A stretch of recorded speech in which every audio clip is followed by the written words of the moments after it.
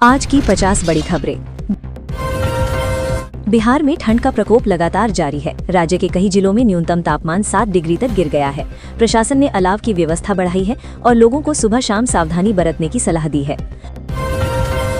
पटना में घने कोहरे के कारण हवाई और रेल सेवाएं प्रभावित रहीं।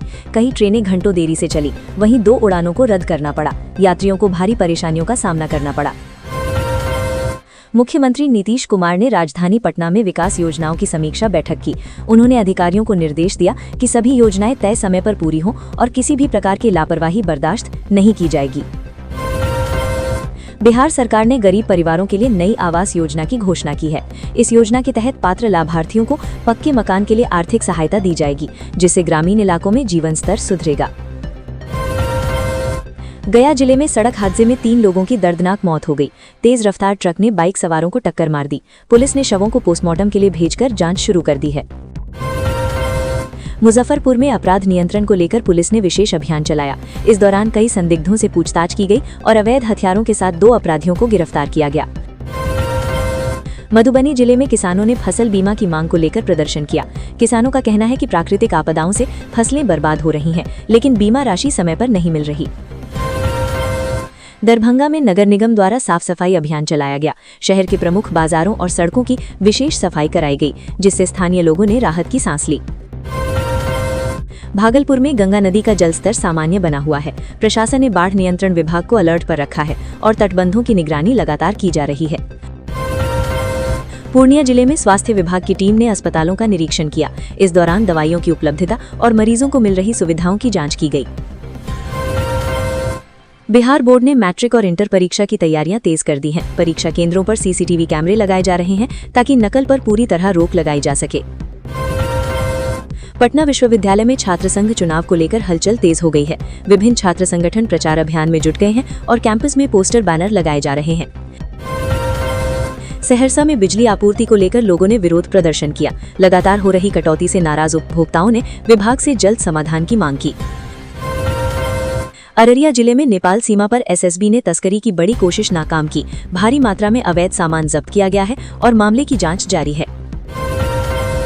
बेगूसराय में युवा रोजगार मेले का आयोजन किया गया। इस मेले में कई निजी कंपनियों ने भाग लिया और सैकड़ों युवाओं को नौकरी के ऑफर दिए गए। वैशाली जिले में सड़क निर्माण कार्य में तेजी लाई गई है। प्रशासन का कहना है कि जल्द ही ग्रामीण इलाकों को बेहतर सड़क सुविधा मिलेगी। जमुई में वन विभाग ने अवैध लकड़ी तस्करी के खिलाफ कार्रवाई की। छापेमारी के दौरान बड़ी मात्रा में लकड़ी जब्त की गई। रोहतास जिले में सिंचाई परियोजना से किसानों को लाभ मिलने लगा है। नहरों में पानी पहुंचने से रबी फसलों की पैदावार बढ़ने की उम्मीद जताई जा रही है। नालंदा में ऐतिहासिक पर्यटन स्थलों को विकसित करने की योजना पर काम शुरू हुआ है। इससे पर्यटन को बढ़ावा मिलने और स्थानीय लोगों को रोजगार मिलने की संभावना है। पटना में साइबर अपराध के मामलों में बढ़ोतरी दर्ज की गई है। पुलिस ने लोगों को ऑनलाइन ठगी से बचने के लिए जागरूक रहने की सलाह दी है। किशनगंज में अल्पसंख्यक छात्रवृत्ति योजना के तहत आवेदन प्रक्रिया शुरू हुई है। छात्र ऑनलाइन माध्यम से आवेदन कर सकते हैं। सुपौल जिले में बाढ़ पूर्व तैयारी को लेकर मॉक ड्रिल का आयोजन किया गया। आपदा प्रबंधन टीम ने राहत कार्यों का अभ्यास किया। सीतामढ़ी में आंगनबाड़ी केंद्रों की स्थिति सुधारने के निर्देश दिए गए हैं। बच्चों और महिलाओं को बेहतर पोषण देने पर जोर दिया जा रहा है। मधेपुरा में खेल प्रतिभाओं को प्रोत्साहित करने के लिए जिला स्तरीय प्रतियोगिता आयोजित की गई। खिलाड़ियों ने शानदार प्रदर्शन किया। पटना में स्मार्ट सिटी परियोजना के तहत नई सड़कों का निर्माण कार्य शुरू हुआ है। इससे ट्रैफिक व्यवस्था बेहतर होने की उम्मीद है। भोजपुर जिले में अवैध शराब के खिलाफ अभियान तेज किया गया है। पुलिस ने कई ठिकानों पर छापेमारी कर शराब बरामद की है। खगड़िया में रेलवे लाइन दोहरीकरण का काम तेजी से चल रहा है। इसके पूरा होने से ट्रेनों की आवाजाही सुगम होगी। समस्तीपुर में महिला स्वयं सहायता समूहों को आर्थिक सहायता दी गई है। इससे महिलाओं को स्वरोजगार के अवसर मिलेंगे। पटना हाईकोर्ट ने एक अहम मामले की सुनवाई करते हुए सरकार से जवाब तलब किया है। मामले को लेकर अगली तारीख तय की गई है। बक्सर जिले में गंगा घाटों की सफाई को लेकर विशेष अभियान चलाया गया। श्रद्धालुओं की सुविधा के लिए व्यवस्थाएं सुधारी गईं। जहानाबाद में शिक्षा विभाग ने स्कूलों का औचक निरीक्षण किया। कई स्कूलों में शिक्षकों की अनुपस्थिति पर कार्रवाई के निर्देश दिए गए हैं। कैमूर जिले में पहाड़ी इलाकों में पर्यटन को बढ़ावा देने की योजना बनाई जा रही है। सरकार ने संभावनाओं का सर्वे शुरू कराया है। पटना में मौसम विभाग ने अगले 48 घंटों में ठंड बढ़ने की चेतावनी जारी की है। लोगों को सतर्क रहने की सलाह दी गई है। लखीसराय में सामाजिक सुरक्षा पेंशन योजना के लाभार्थियों को राशि वितरित की गई। बुजुर्गों ने सरकार का आभार जताया। नवादा जिले में जल जीवन हरियाली अभियान के तहत पौधारोपण किया गया।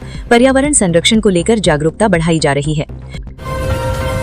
पटना में ट्रैफिक नियमों का उल्लंघन करने वालों के खिलाफ चालान अभियान चलाया गया। सैकड़ों वाहनों पर जुर्माना लगाया गया।